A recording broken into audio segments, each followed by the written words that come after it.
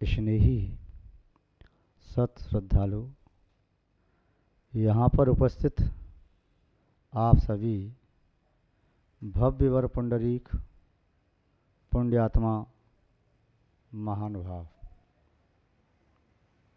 जीवन सभी को मिला है। किसी को छोटा, किसी को बड़ा। जीवन यदि सदुपयोग नहीं किया गया तो बड़ा जीवन भी व्यर्थ है। जो सदुपयोग करना जानता है छोटे जीवन को भी सफल और सार्थक कर सकता है। हमें अपने जीवन को कैसे सार्थक करना है। किसी किसान के पास 100 बीघा जगह है खेती की। यदि उसने 100 बीघा जगह में बबूल के पेड़ बो दिए तो उससे फसल जो भी प्राप्त होगी वह शोकप्रद दुखद होगी, अशांति कारक होगी, सुख शांति को देने वाली न होगी। बबूल के पेड़ों से कभी भी आम के फल नहीं प्राप्त किए जा सकते। चाहे बबूल के पेड़ कितने भी क्यों न बो दिए जाएं, चाहे कितनी लंबी चौड़ी जगह क्यों न हो, चाहे बबूल के पेड़ कितने ही वर्षों तक क्यों न लगे रहें, किंतु उन पर कभी फल आम के तो लगेंगे नहीं। बादाम भी नहीं लगेंगे, अंगूर भी नहीं लगेंगे, कोई और फल नहीं लगेंगे सिवाय बबूल के फल के। केवल बबूल के जो फल हैं, जिसे फलियां कहते हैं और कांटे होते हैं, वही उस पर लग सकते हैं।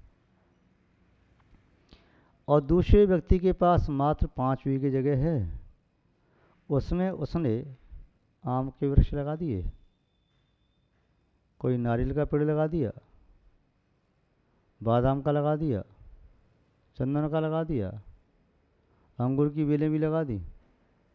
तो 5 बीघे जगह में चाहे भली अल्प मात्रा में सही अंगूर भी मिल जाएंगे, आम भी मिलेंगे, बादाम भी मिलेंगे।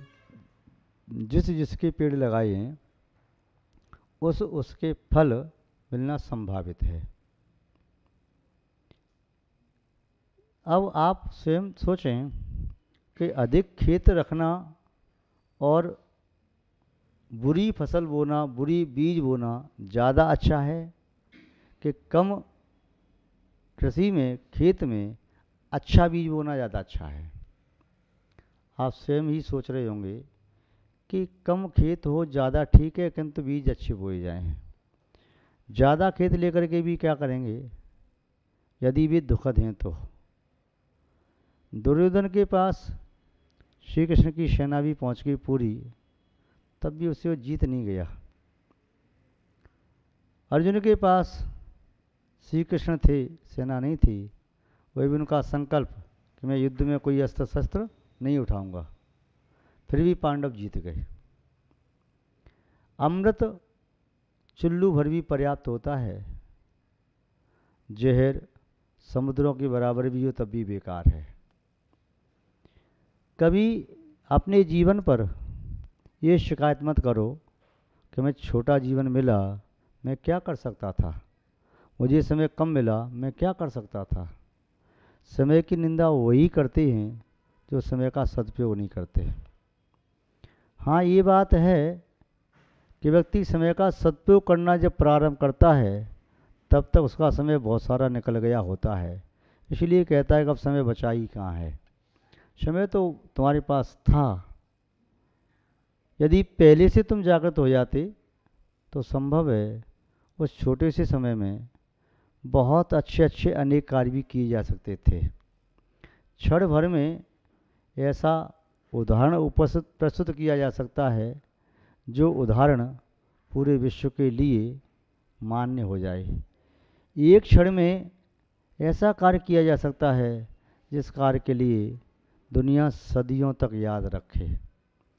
चाहे व्यक्ति प्राण ही दे रहा है, किंतु एक प्राण दे रहा है धर्म रक्षा के लिए और एक प्राण दे रहा है धर्म को नष्ट करने के लिए। दोनों में बहुत अंतर है।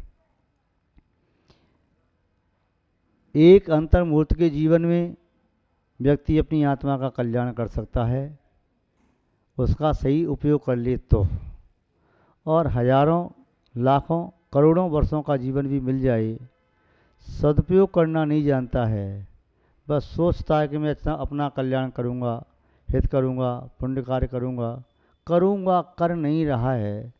फिर कहता है इतना छोटा सा जीवन, महापुरुषों का जीवन तो कोटि पूर्व का भी होता है, लाख पूर्व का भी होता है, और भी इतने बड़े बड़े जीवन रहे, हम इतने छोटे से जीवन में क्या कर सकते हैं। तो वह व्यक्ति अपने समय का सदुपयोग करना नहीं जानता, सिर्फ दुरुपयोग करना जानता है, और उस जो समय है उसमें भी उसकी निंदा करके उसका भी दुरुपयोग कर रहा है, वह सदुपयोग नहीं कर पा रहा है। निंदा करने में भी कि मेरे पास समय कम है, समय कम है, समय कम है, मैं क्या करूं, इसमें भी वह समय का दुरुपयोग ही कर रहा है, इसमें समय का सदुपयोग नहीं कर रहा। हम चार बातें आपसे कहते हैं, चार बातें, चार चर्चा आपसे कर लें, हो सकता है भी चार बातें आपके जीवन में काम आ जाए। एक श्लोक है, बड़े मनीषी विद्वानों का आचार्यों ने लिखा है, क्रोधो वैवश्वतो राजा तृष्णा वैतरणी नदी विद्या काम दुहाधेनु संतोषो नंदनम वनम। महान भाव। यहाँ पर आचार्य महोदय कह रही हैं चार बातों को समझो। हो सकता है चार बातों को समझने में आपके जीवन की चार अवस्था समझ में आ जाएं। ये चार बातें समझो, हो सकता है ये चार बातें आपको चार गति के दुखों से मुक्ति दिला दें। ये चार बातें समझो, हो सकता है इन चार बातों के माध्यम से चार कसायों को जीतने में तुम समर्थ हो जाओ। चार बातें समझो, हो सकता है चार बातें समझने से तुम चार पुरुषार्थ के फल को प्राप्त कर सको। कौन सी हैं वे चार बातें? पहली बात है क्रोधो वैवश्वतो राजा। क्रोध वैवश्वतो यमराज का भी राजा है। जिसके पास क्रोध की अग्नि है उसे यमराज को बुलाने की क्या आवश्यकता। यमराज एक बार किसी व्यक्ति को छोड़ भी दे, किंतु क्रोध वह कभी छोड़ता नहीं। क्रोध ऐसी अग्नि है जो चेतना के अंदर से प्रकट होती है, और जहाँ प्रकट होती है उसे पहले जलाती है। आप सब जानते हैं, दीपक जलाने के लिए कोई व्यक्ति दिया सलाई में से एक काड़ी निकालता है, उसको रगड़ता है। वह काड़ी दूसरे को जलाने के लिए, चाहे दीपक जलाने के लिए, चाहे ईंधन जलाने के लिए, कूड़ा कचरा जलाने के लिए, वह दिया सलाई की काड़ी का प्रयोग करता है। किंतु वह काड़ी दूसरे को जलाए इसके पहले उसे स्वयं जलना पड़ता है। उसके मुख पर दूसरों को जलाने के लिए जहर नहीं है, वह खुद को जलाने के लिए है। खुद पहले जलता है वह मसाला, तब दूसरों को जला पाए या न जला पाए। क्रोध भी उस दिया सलाई की काड़ी पर लगे हुए मसाले की तरह से है। वह क्रोध जिस आत्मा में प्रकट हो रहा है उसे तो जलाएगा ही जलाएगा। अब दूसरे को जलाने पहुंच पाए या न पहुंच पाए, काड़ी भले ही दीपक को जला पाए या न जला पाए, स्वयं तो जल गई। ईंधन को जलाए या न जलाए, स्वयं तो जल करके खाक होना ही होना है। क्रोध यदि कहीं बाहर से आता तो मनुष्य अपनी सुरक्षा कर लेता, बहुत ऊंची ऊंची बाउंड्री बनवाता, बॉडी गार्ड खड़ी कर लेता, और कोई कवच धारण कर लेता जिसे क्रोध के बाणों का प्रहार सहन कर सके, या किसी सुरक्षित स्थान पर पहुंच जाता।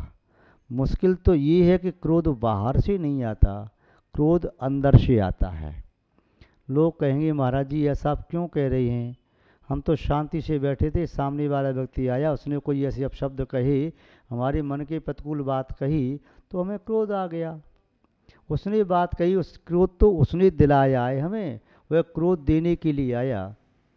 ऐसे क्रोध नहीं आता। क्रोध हमेशा कमज़ोर के प्रति बह करके आता है। जैसे पानी नीचे की ओर बहता है, ऐसे ही क्रोध तुमको भी आता है।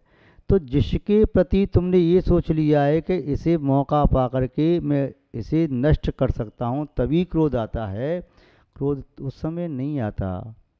जब आपको लगता है कि मैंने इसके सामने आंख उठा के देखा भी तो ये मेरा सर धड़ से अलग कर देगा, उस समय क्रोध नहीं आता, बस हाथ जोड़ करके क्षमा मांगी जाती है। जंगल को वह चिंगारी जलाने में समर्थ होती है जिस चिंगारी को ये भरोसा हो कि जब तक मैं जंगल को जलाऊंगी तब तक आकाश से मूसलाधार वर्षा नहीं होगी, जला सकती है। किंतु चिंगारी जंगल को जलाने के लिए आए, उसके पहले सघन श्याम मेघ जो जल से भरे लदे हुए हैं वो बरस जाएं तो जंगल में पानी पानी कर दें, फिर ऐसी एक नहीं हजारों चिंगारी भी आ जाएं तो जंगल को जला नहीं सकती। कोई व्यक्ति हमें क्रोध दिलाने के लिए आए और हम क्रोध करना न चाहें तो हमें क्रोध दिला नहीं सकता। हम क्रोध करना चाहते हैं, सामने वाले को कमज़ोर महसूस करके तो उस पर टूट पड़ते हैं। सामने वाला बलवान होता है तो अपना बचाव करते हैं, सुरक्षा करते हैं। ये मेरे ऊपर क्रुद्ध हो गया तो मुझे समूल नष्ट कर देगा। मूलस्य नाशो बलवद विरोधा, मूल से नष्ट हो जाता है यदि बलवान से विरोध किया जाता है तो, इसलिए कोई कमज़ोर बलवान से विरोध नहीं करता। तो क्रोध स्वयं अंदर से प्रकट हुआ। यदि क्षमा बहुत है तो सामने वाला कितना भी क्रोध करे, धन नष्ट करे, प्रतिष्ठा नष्ट करे, शरीर नष्ट करे, दुर्वचन कहे, कुछ भी कहे, हमें क्रोध नहीं करना है तो नहीं करना है। क्षमा का कवच पहन के बैठ जाओ तो क्रोध की चिंगारी प्रवेश नहीं करेगी। तो क्रोध बाहर से नहीं आ रहा, अंदर से आ रहा है। क्षमा का कवच टूटा, क्षमा का बांध टूटा तो क्रोध टूट पड़ेगा। प्रत्येक व्यक्ति के पास, प्रत्येक आत्मा में दोनों शक्ति हैं, क्रोध करने की शक्ति भी है और क्षमा करने की शक्ति भी है। दरअसल में क्रोध हमने अनादिकाल से किया है, जिस कार्य को हम बार बार करते हैं तो अभ्यास हो जाता है तो वह कार्य हमें सहजता में हुआ लगता है। जिस रास्ते को आप दिन में 100 बार आते जाते हैं तो उस रास्ते पर आंख बंद करके भी चले जाएंगे और आपको एहसास होता है मैं कहाँ पहुँच गया। और जिस रास्ते पर पहली बार जाएं तो बड़ी परेशानी होती है। अनादिकाल से आज तक क्रोध के मार्ग पर चले हैं तो क्षमा का एहसास नहीं है कि क्षमा कितनी बलवान होती है, कितना उसका फल है। तो क्रोध का अनुभव है तो क्रोध आ जाता है। दो शक्ति हैं क्रोध करने की भी और क्षमा करने की भी। यूँ समझें कि प्रत्येक व्यक्ति के हाथ में 2 जग हैं, 2 पात्र हैं। एक पात्र में पेट्रोल भरा हुआ है, दूसरे पात्र में ठंडा जल। सामने वाले ने कोई बात कही, यानी क्रोध की काड़ी जला करके तुम्हारे ऊपर फेंकी और तुमने सहजता में दायां हाथ आगे बढ़ जाता है और तुमने सहजता में दायां हाथ बढ़ाया उधर, तो पेट्रोल में गिरते ही बहुत बड़ी आग लग जाएगी।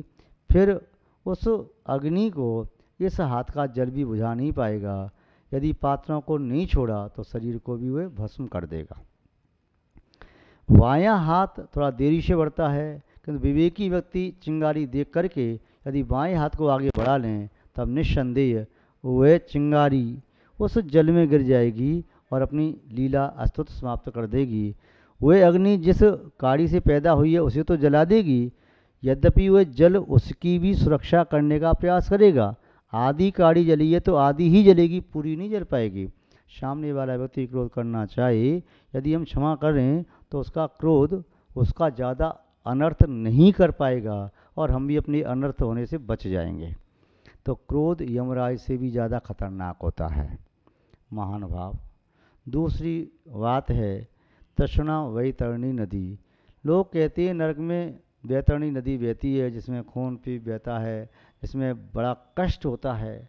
वह हमने नहीं देखी, कभी किसी भ्रम में देखी होगी तो भूल गए, किंतु वर्तमान काल में तो हम मानते हैं कि तृष्णा रूपी नदी में जो व्यक्ति जलता है शायद वैतरणी नदी में इतना नहीं जलता हो, क्योंकि बैतरणी नदी में जलने वाले व्यक्ति के जीवन में तृष्णा हो या न हो ये जरूरी नहीं है, किंतु तृष्णा जिसके हृदय में है तो संभव है बैतरणी नदी का इनविटेशन कार्ड है, आमंत्रण पत्र है, वह वहाँ तक जा सकता है। इसीलिए जीवन में ऐसी तृष्णा को मत बढ़ाओ कि जो तृष्णा तुम्हें अपने रथ में बिठाल करके बैतरणी नदी तक ले जाए। तीसरी बात जीवन में है वह है विद्या काम दुहा धेनु। जीवन में अच्छी विद्या सदैव सम्मान को प्राप्त होती है। जो अच्छी विद्या को नहीं जानते हैं वे उस व्यक्ति का अपमान कर सकते हैं। अच्छी विद्या वालों का अपमान कभी नहीं होता, और अच्छी विद्या के बाद पास तो इतनी शक्ति होती है कि वे अपमान को भी अपना सौभाग्य या परीक्षा की घड़ी मानते हैं। जिस व्यक्ति की नासिका कटी हो वही दर्पण की निंदा कर सकता है, तोड़ सकता है। जिसकी नासिका सही है, चेहरा शुद्ध है, कोई दाग नहीं है, कालिमा नहीं है, तो दर्पण में बार बार चेहरा देखता है। अच्छी विद्या जिसके पास होती है उससे वह स्वयं भी लाभ को प्राप्त करता है और अच्छी विद्या से दूसरों को भी लाभ देता है। समीचीन विद्या एक जाज्वल्यमान दीपक की तरह से होती है। जैसे जाज्वल्यमान दीपक में अंधकार नष्ट हो जाता है, प्रकाश आ जाता है, उस प्रकाश में वह दीपक अपने अस्तित्व का भी बोध कराता है और सामने वाले व्यक्ति के लिए गंतव्य तक पहुंचाने के लिए वह प्रकाश निमित्त बन जाता है। इसीलिए व्यक्ति कहता है कि इस दीपक के माध्यम से मैं वहाँ तक पहुँच गया। महान भाव। तो ये काम दोहा धेनु, कामधेनु गाय की तरह से अच्छी विद्या। चौथी बात है वह है संतोषो नंदनम वनम।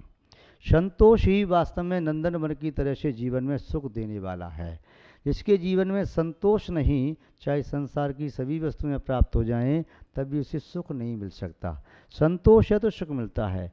कहा जाता है नंदनवन वह होता है जहाँ पर अशोक का वृक्ष हो, जहाँ पर आम का वृक्ष हो, जहाँ पर सप्तपर्णी का वृक्ष हो और जहाँ पर चंपा का वृक्ष हो। ये चार वृक्ष जहाँ होते हैं उसे नंदनवन कहते हैं। आनंद आता है तो उसे चीज 4-5 चीज़ें और मिल जाती हैं, फिर वह आनंद का अनुभव करता है। वह सोचता है जो मेरा था वह मुझे प्राप्त हो गया, अब मुझे कुछ न चाहिए। जो कुछ नहीं चाहता उसे सब कुछ अपने आप अंदर में मिल जाता है, और जो बाहर से कुछ चाहता है वह अंदर की वस्तु का लाभ नहीं ले पाता। महान भाव। ये 4 बातें आपको ध्यान रखना है। पुनः 4 बातों को एक बार आपको पुनः रिवाइज कर देता हूँ। क्रोध सबसे बड़ा यमराज है, तृष्णा सबसे बड़ी बैतरणी नदी है, अच्छी विद्या कामधेनु गाय की तरह से है, और संतोष नंदनवन की तरह आनंद देने वाला है। आप सब इन 4 बातों का ध्यान रखें और अपने जीवन को सफल व सार्थक करने का सम्यक पुरुषार्थ करें। ऐसी हम आपके प्रति मंगल भावना भाते हैं। इन्हीं मंगल भावनाओं के साथ अपनी शब्द श्रृंखला को यहाँ पर विराम देते हैं। जय बोलिए श्री शांतनाथ भगवान की।